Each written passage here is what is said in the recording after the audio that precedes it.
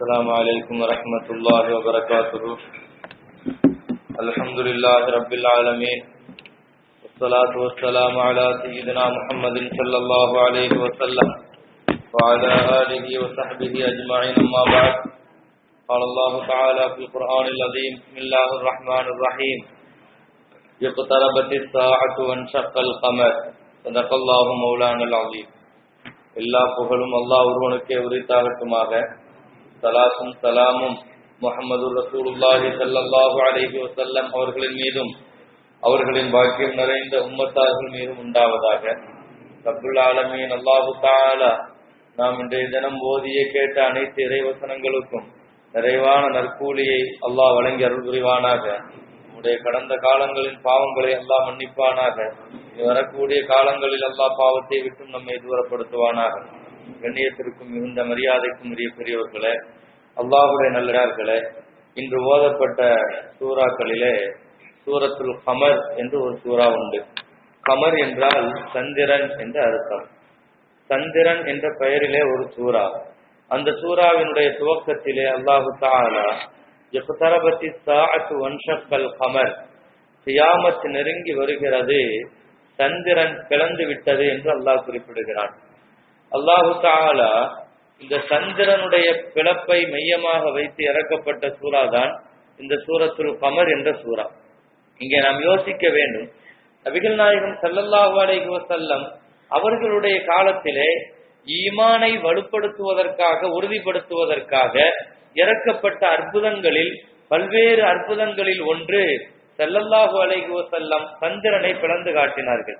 நீங்கள் நபி என்பதற்கான ஆதாரத்தை நீங்கள் இப்படி செய்யுங்கள், இந்த சந்திரனை பிளந்து காட்டுங்கள் என்று அந்த மக்கள் சொன்ன பொழுது ஸல்லல்லாஹு அலைஹி வஸல்லம் தங்களுடைய விரல் அசைவிலே சந்திரனை இரு துண்டாக ஆக்கி அதை இரண்டு மலையிலே விழ வைத்தார்கள். மீண்டும் அந்த சந்திரன் ஒன்று சேர்ந்தது என்பது இது மிகப்பெரிய முஅஜிஸா. இந்த உலகத்திற்கும் நமக்கும் வேண்டுமானால் இது ஒரு பெரிய அற்புதமாக தெரியலாம். ஆனால் அல்லாஹுவை பொறுத்தவரையில் இது சாதாரணமான விஷயம். பொதுவாக எந்த முஅஜிஸாவாக இருந்தாலும் அல்லாஹ் அதை ஒரு சர்வ சாதாரணமாக ஒரு வார்த்தையை கொண்டு அல்லாஹ் சொல்லுவான், இது எனக்கு ரொம்ப லேசான காரியம் என்று அல்லாஹ் சொல்லுவான். அப்படி அல்லாஹு தஆலா சந்திரனை பிளந்த விஷயத்தை அல்லாஹ் அவ்வாறு சொல்கிறான். இங்கே நாம கவனிக்க வேண்டிய விஷயம், இக்தரபத்தி ஸாஅ, கியாமத் நெருங்கிவிட்டது, சந்திரன் பிளந்தது என்று அல்லாஹ் குறிப்பிடுகிறான். அப்படியானால் கியாமத்திற்கு முன்னால் இந்த உலகத்திலே நிகழ்கிற அற்புதங்களில், இந்த உலகத்தில் நடைபெறக்கூடிய அடையாளங்களில் சந்திரனுடைய பிளப்பும் ஒன்று. ஆனால் சந்திரன் பிளந்து கிட்டத்தட்ட 1500 வருஷம் ஆயிடுச்சு, இன்னும் கியாமத் வரவில்லை என்று சொன்னால் இந்த உலகத்தினுடைய ஆயுளை கவனித்து கிட்டத்தட்ட அது நெருங்கி வருகிறது என்று இதற்கு பின்னணியில் அர்த்தம் செய்வார்கள். ஆனால் நபிகள் நாயகம் ஸல்லல்லாஹு அலைஹி வஸல்லம் அவர்கள் கியாமத்தை குறித்து, அதன் நெருக்குதலை குறித்து சொன்ன விஷயங்கள் ஒவ்வொன்றும் அவங்க காலத்திலேயும் நடந்தது, அதற்கு பின்னாலும் வந்த காலத்தில் தொடர்ந்து நடைபெற்றுக் கொண்டிருந்தது. ஆனால் ஒன்று மட்டும் நிச்சயம், இந்த உலகத்தில் கியாமத்தை குறித்து, உலக அழிவை குறித்து இதுவரை இஸ்லாம் பேசிய அளவுக்கு துல்லியமாக வேறு எந்த மதங்களும் பேசியதில்லை. அப்படி ஒருவேளை அவர்கள் பேச முற்படுவார்களே ஆனால் அவர்களுடைய சித்தாந்தங்களும் அவர்களுடைய கருத்துக்களும் உலக அரங்கிலே பொய்யாகி போனது என்பதுதான் கடந்த காலத்தில் நாம் பார்த்தோம். 2000 உலகம் அழியும் என்று கிறிஸ்தவ உலகம் சொன்னது. அது என்ன ஆனது என்று நாம் பார்க்கவில்லையா?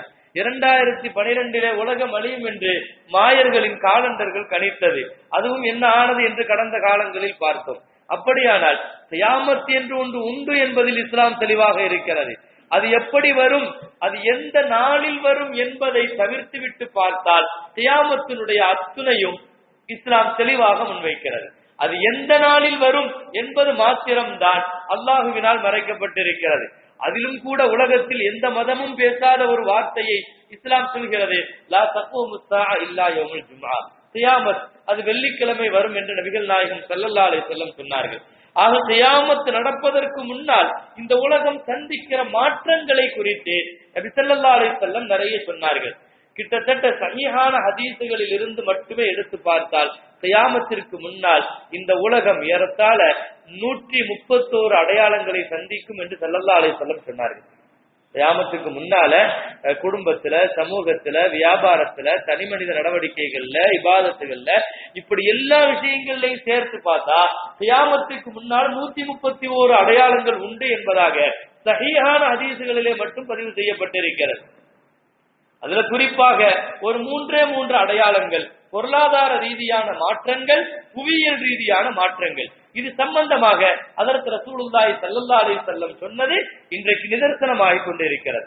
அதுல முதலாவது புவியியல் சம்பந்தமான மாற்றங்கள். நபிகள் நாயகம் ஸல்லல்லாஹு அலைஹி வஸல்லம் சொன்னார்கள், கியாமத்திற்கு முன்னால் புவியியல் சம்பந்தமாக மாற்றங்களில் மிக முக்கியமான ஒன்று அன்தசூலல் ஜிபால் மின் அமாகினிஹா, உலகத்தில் பூமிகளில் இருந்து மலைகள் பெயர்த்தெடுக்கப்படும். மலைகள் பெயர்த்தெடுக்கப்படும். அதனுடைய விளைவுகள் என்ன தெரியுமா?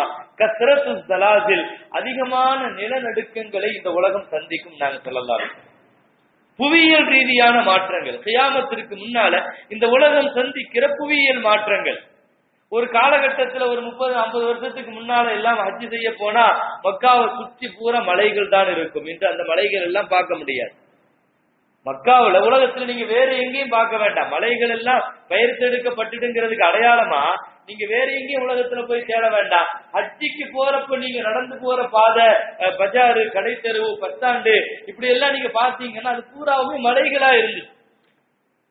ஒரு 50 வருஷத்துக்கு முன்னால எல்லாம் பெரிய பெரிய மலைகளா இருந்துச்சு. திரும்பிய பக்கம் எல்லாம் மக்காவுல மலைகள் தான் தெரியும். ஆனா இன்னைக்கு போனால் ஏற்கனவே மழை இல்ல, இப்போ மலைகளும் இல்லை. அந்த அளவுக்கு பூராவும் துடைத்து வைக்கப்பட்டு ரோடுகளாக, ஸல்லல்லாஹு அலைஹி வஸல்லம் சொன்ன மாதிரி அது பாதைகளாக மாற்றப்படும், ரோடுகளாக மாற்றப்படும், மக்கள் வசிப்பிடங்களாக மலைகள் மாற்றப்படும் என்று எவ்வளவு துல்லியமாக புவியியல் மாற்றங்கள் இந்த உலகம் சந்திக்கும் என்று சொன்னார்களோ மிக தெளிவாக இன்றைக்கு சந்தித்துக் கொண்டிருக்கிறது.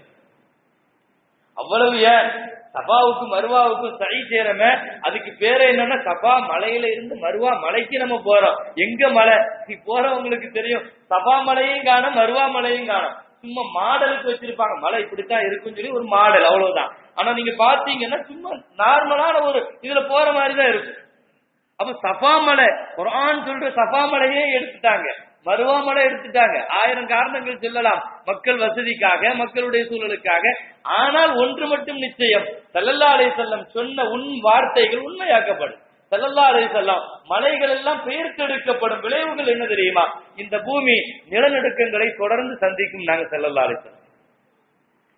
அலைஹி வஸல்லம் வாழ்ந்த காலத்துல இருந்து, இந்த அறிவிப்பு செய்த காலத்துல இருந்து இன்னைக்கு வரைக்கும் புவியியல் ஆராய்ச்சியாளர்கள், இஸ்லாமிய அறிவியல் அறிஞர்கள் அல்ல, புவியியல் ஆராய்ச்சியாளர்கள் தருகிற ஒரு கணக்கெடுப்பு என்ன தெரியுமா? உலகத்துல நிலநடுக்கங்கள் எப்படி வந்துட்டு இருக்குது?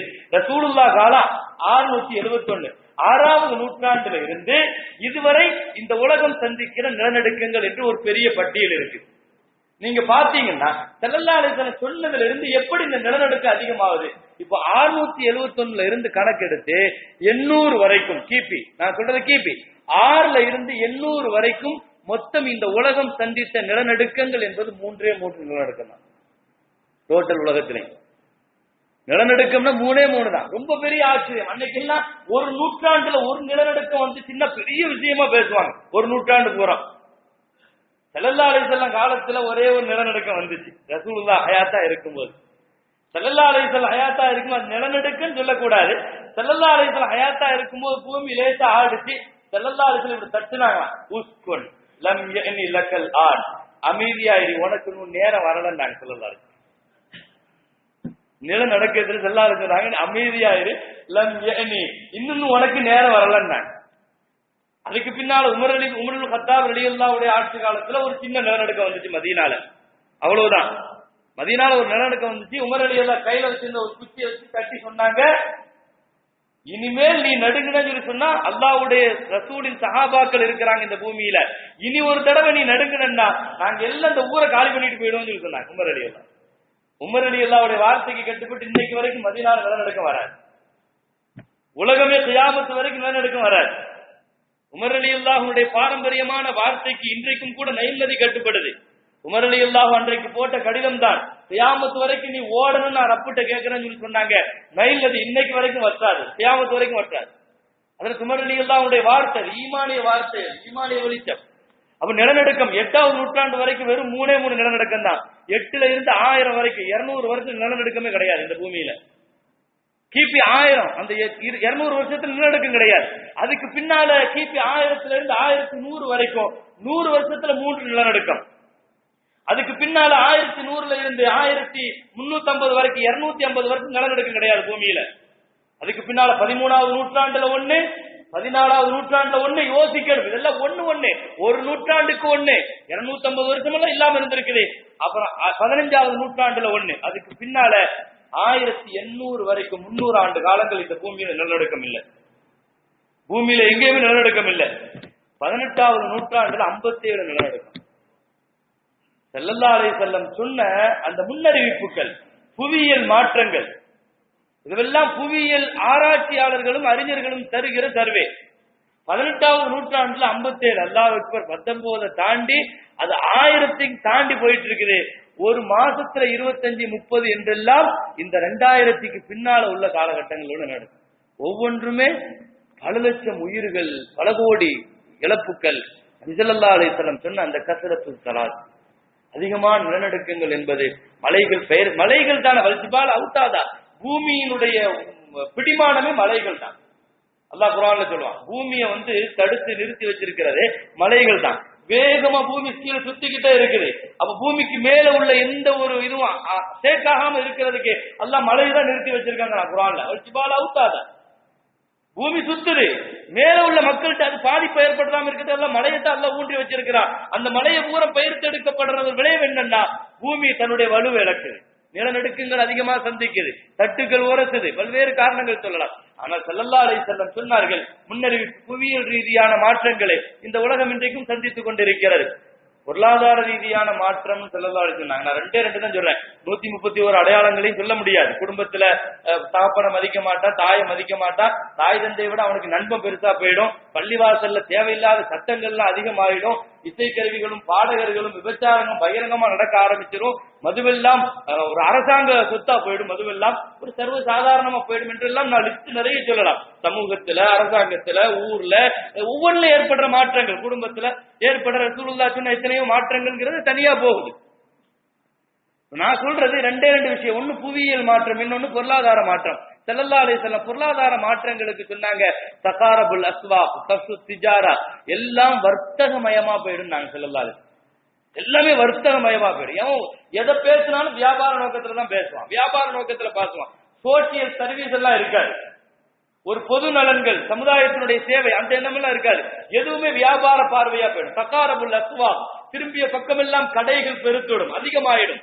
நெருக்கமான பஜார்கள், கடைகள் இதெல்லாம் அதிகமாகிற ஒரு காலம். ஒரு கட்டத்துல வியாபாரத்துல துஈனுல் மர்ஆ, பெண்ணும் குதிப்பால். ஸல்லல்லாஹு அலைஹி வஸல்லம் இதெல்லாம் ஆச்சரியமா சொல்றாங்க. அந்த காலத்துல ஒரு ஆணுடைய வியாபாரத்திற்கு பெண்ணும் உள்ள வருவா. ஒரு குடும்பத்திலையும் ஆணும் பெண்ணும் சம்பாதிக்கிறதுக்கு காலம் வந்துடும். இதெல்லாம் முசீபத்தான காலம் தான். ஒரு ஆணுடைய வியாபாரத்துக்கு இவ உள்ள உதவிக்கு வரான்னா அது முசீபத்தது, கியாமத்து நெருக்கமானவனுடைய அடையாளம் தான். பொருளாதார ரீதியான மாற்றங்களில் ஸல்லல்லாஹு அலைஹி வஸல்லம் சொன்னது, ஒரு கட்டத்திலே சொன்னார்கள், இந்த ரஐது அஸ்ஹாபு ஷாஇ ததாவுலு ஃபில் புன்யான், ஏதோ செருப்பில்லாம ஆடு மேய்க்கிற இந்த கூட்டம், இந்த அரபியர்களுடைய கூட்டம் உலகத்திலே மிக உயரமான கட்டிடங்களை கட்டுவதில் போட்டி போடுவார்கள். அரபியர்களை பார்த்து ஸல்லல்லாஹு அலைஹி வஸல்லம் கை காட்டி சொன்னாங்க, இருக்கிறாங்க பாருங்க, காலில் செருப்பு கூட இல்லாம ஒட்டகம் மேய்ச்சிட்டு இருக்கிறாங்க, ஆடு மேய்ச்சிட்டு இருக்கிறாங்க, இந்த கூட்டம் இதெல்லாம் பெரிய பெரிய பிரம்மாண்டமான கட்டிடங்களை கட்டுறதுக்கு போட்டி போடுவாங்க. உலகத்துல பிரம்மாண்டமான கட்டிடங்கள் அரபு உலகத்திற்கு சொந்தமானது. பெரிய பெரிய கட்டிடங்கள்லாம் நீங்க ஐரோப்பால, அமெரிக்கால தேட வேண்டாம். ரசூலுல்லாஹ் சொன்ன மாதிரி காலில் செருப்பு இல்லாம நடந்து அப்படியே போய் அவங்க வாழ்க்கை பென்ஸ் கார்ல போய் ஏறிட்டாங்க அரபியர்கள். உலகத்துல வேற எந்த கூட்டமும் அப்படி யோகல, அவங்க லைஃப் அப்படியே மாறி. அல்லாஹ் தஆலா ரசூலுல்லாஹ் சொன்ன பொருளாதார மாற்றங்கள் அவ்வளவு பெரிய தாக்கத்தை ஏற்படுத்தி. இங்க அற்புதமான ஒரு தூர நோக்கான பார்வை. கியாமத்துக்கு முன்னால இந்த உலகம் சந்திக்கிற ஒரு புறத்திலே அரபியர்களுடைய அபாரமான வளர்ச்சி, உலகத்துல அரபிய மாதிரி பொருளாதாரத்துல ஒரு பெரிய வளர்ச்சி உலகத்துல யாரும் பார்க்க முடியாது. பொருளாதாரத்தை எப்பவுமே கையில வச்சிருப்பான் நாங்க ஸல்லல்லாஹு அலைஹி வஸல்லம் அரபியர்கள். இன்னொரு புறத்துல சொன்னாங்க, ஈராக் தேசத்தை பத்தி சொன்னாங்க, ஈராக் தேசம் பொருளாதார நெருக்கடிக்குள் தள்ளப்படும். நாங்க கியாமத்துடைய நெருக்கத்துல சஹாபாக்கள் கேட்டாங்க, ஈராக் வாசிகள் இஸ்லாமிய பாரம்பரியமான நாடு, அவர்களுக்கு பொருளாதார நெருக்கடி யார் கொடுப்பாங்க, முஸ்லீம் நாடுகளே விதிக்குமான்னு கேட்டாங்க. ஸல்லல்லாஹு அலைஹி வஸல்லம் சொன்னாங்க, யம்னஊனல் அஜம், எங்கிருந்தோ இவன் பொருளாதார விதி சட்டம் போடுவான். ஸல்லல்லாஹு அலைஹி வஸல்லம் யார், அமெரிக்காவுக்கு ஈராக்குக்கு என்ன சம்பந்தம்? இவன் பொருளாதார நெருக்கடியை வைக்கிறதுக்கு இவனுக்கு எந்த விதமான தகுதி இருக்குது? ஈராக்கினுடைய பொருளாதாரத்தை கூறு போட்டுட்டு இருக்கிறான். இன்னைக்கு அவனுடைய முழுக்க நோக்கம் ஈராக்கினுடைய வளம், வேற ஒன்றுமே கிடையாது. அந்த வளத்திற்காக லட்சக்கணக்கான பேர்களை சவக்குழியிலே தள்ளி கொண்டிருக்கிறான். இன்றைக்கு வரைக்கும் கூட்டு போட்டுக்கொண்டு இன்றைக்கு நாம் பகிரங்கமாக பார்க்கிறோம். இதுக்கு அத்தனை பேரும் சவுதி, துபாய், கத்தார் அத்தனை பேரும் ஒத்து ஊதுறாங்க. அவங்க அல்லாஹ் பாதுகாக்கணும். இவங்க அத்தனை பேரும் அமெரிக்காவுடைய அடிவருடிகளாக இருந்து இன்றைக்கு ஈராக்கை அவர்கள் சல்லடையாக்கி கொண்டிருக்கிறார்கள். எங்க ஒரு ஜிகாதான ஒரு கூட்டம் உருவானால், கிலாபத்து வந்து விட்டால் இவர்களுக்கு எல்லாம் இவர்கள் கண்டு வருகிற சுகங்கள் எல்லாம் வீணா போயிடுமோ என்று காப்பாற்றிக் கொள்வதற்காக இன்றைக்கு அவர்கள் நடத்துகிற எத்தனை கோடி பில்லியன்ல கொடுக்கிறதுக்கு தயாரா இருக்கிறான். அப்படி ஒரு டீம் உருவாயிடக்கூடாது. ஈராக்க நீ எத்தனை துண்டா வேணாலும் போடு, அதை பத்தி எங்களுக்கு கவலை இல்லை என்கின்ற அளவுக்கு ஸல்லல்லாஹு அலைஹி வஸல்லம் சொன்ன மாதிரி ஈராக்க மேலும் மேலும் நாசமாக்குவான் நாங்க ஸல்லல்லாஹு அலைஹி வஸல்லம். இன்றைக்கு யதார்த்தமா நம்ம பார்த்து கொண்டிருக்கிறோம். கண்ணுக்கு முன்னால் ஈராக்கினுடைய பொருளாதாரம் அழிக்கப்படுவதை எவனோ வந்து ஈராக்கினுடைய பொருளாதாரத்தை கூறு போடுறத நம்ம பார்க்கிறோம். அரபியன் அல்ல, அழகா சொன்னாங்க, எம்னாவுனல் அஜம், அஜமி அவன் அரபி அல்ல. அரபி அல்லாத இன்னொரு தேசத்திலேருந்து ஒருத்தன் வந்து உட்கார்ந்து ஈராக்ல அவன் தர்பார் நடத்துவான் நாங்க ஸல்லல்லாஹு அலைஹி வஸல்லம். அவன் கட்ட பஞ்சாயத்து பண்ணுவாங்கிறாங்க. பகிரங்கமான வார்த்தை. எவனோ ஒருத்தன் வந்து கட்ட பஞ்சாயத்து ஈராக்ல பண்ணுவான். ஆனா சுத்தி அரபு நாடுகள், மத்திய கிழக்குகள் என்ன செய்கிறார்கள்? ரசூலுல்லாஹ்வுடைய அத்தனை வார்த்தைகளும் பொருளாதார ரீதியான, புவியியல் ரீதியான கியாமத்துக்கு முன்னால நடக்கிற அற்புதங்கள் அத்தனையும் ஸல்லல்லாஹு அலைஹி வஸல்லம் அவர்கள் மிக தெளிவாக முன்னோட்டமாக தந்தார்கள். எனவே கண்ணியத்திற்குரிய மேலான பெருமக்களே, திருக்குர்ஆன் அதிகமாக ஆய்வு செய்யப்பட வேண்டிய ஒன்று. திருக்குர்ஆன் சொன்ன எந்த கருத்தும், அது முன்வைத்த எந்த கருத்தும் எந்த காலத்திலேயும் பொய்யாக்கப்பட்டதில்லை. எனவே கியாமத்தை குறித்து குர்ஆன் நிறைய பேசுகிறது. எனவே நம்முடைய வாழ்க்கையை சரிபடுத்திக் கொள்வதற்கு கொஞ்சம் கியாமத்து சம்பந்தமான ஆயத்துக்களை, குர்ஆனுடைய வசனங்களை கொஞ்சம் படியுங்கள் என்பதை உங்கள் கவனத்திற்கு தருகிறேன். ரப்புல் ஆலமீன் அல்லாஹ் தஆலா கியாமத்தின் திடுக்கங்களில் இருந்து அல்லாஹ் நம்மை பாதுகாப்பானாக. கியாமத்தின் நெருக்கடிகளில் இருந்து அல்லாஹ் நம்மை பாதுகாப்பானாக. நீண்ட நெடிய நாட்கள் நோய் நொடி இல்லாமல் ஆரோக்கியத்தோடு மனநிறைவோடு அல்லாஹ்வை வணங்குகிற நசீபை நமக்கும், நம்மை பெற்றெடுத்த தாய் தந்தையர்கள், மனைவி மக்கள், உற்றார் உறவினர் யாவருக்கும் நசீபாக்கி தந்தருள்வானாக. வாஹிர் தஅவானா அல்ஹம்துலில்லாஹி ரப்பில் ஆலமீன். அஸ்ஸலாமு அலைக்கும் வரஹ்மத்துல்லாஹி வபரகாத்துஹு. اللهم تقبل منا صلاتنا وصيامنا وقيامنا وركوعنا وسجودنا وتضرعنا وتخشعنا وتمم تقصير أعمالنا وتجاوز عنا سيئاتنا وتوفنا مع الأبرار. صلى الله وسلم على سيدنا محمد وآله وأصحابه أجمعين. الحمد لله رب العالمين. صلى الله على محمد صلى الله عليه وسلم. صلى الله على محمد صلى الله عليه وسلم. صلى الله على محمد يا رب صل عليه وسلم.